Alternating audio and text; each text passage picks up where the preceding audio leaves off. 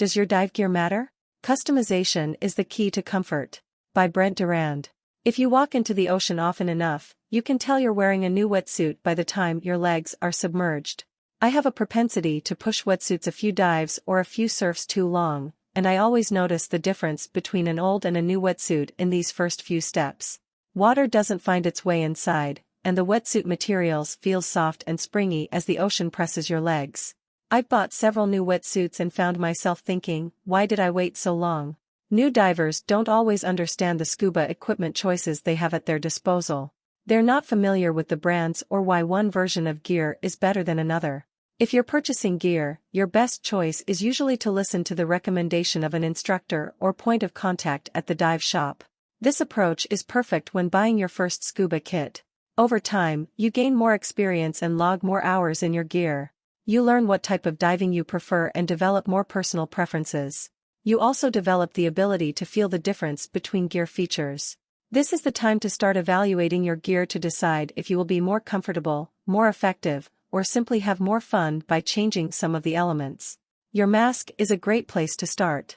You might have made a quick decision or focused on budget more than comfort, but as an avid diver it's worth evaluating your options once again. A little increase in comfort can bring new joy to diving. BCDs have various air cell and trim weight configurations that can dramatically change your orientation underwater and how you float on the surface. Simply put, the right BCD should hold you in your preferred position in the water without any effort, which will help you achieve expert buoyancy control. Wetsuits are made with a range of materials combined with seam and panel design that deliver warmth, flexibility, and ease of donning or doffing. Seriously, did you compare your first wetsuits based on the effort it took to get in and out of them, or on whether you can, or care to, zip your wetsuit yourself? It's the little things that make each dive that much more fun. Fins are easy to overlook since they last a long time, but have you considered whether your fins are best suited to your diving style? Experienced divers can write a thesis on fin preferences and might own several pairs of fins for different conditions.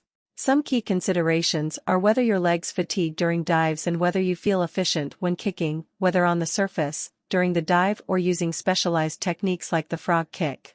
If you have doubts about any of the above, start asking your dive buddies to swap fins for a dive during your next trip so that you can start to feel the differences. After that, bring this feedback to your dive shop so they can guide you toward fins best suited to your preferences. Have I convinced you to start thinking critically about your gear yet? I haven't even mentioned color coordination and affordable accents like mask straps that let you change fashion mid-trip. A little effort spent configuring your gear will make it feel second nature so you can focus on the dive, your buddies, and being truly present during those wild marine life encounters.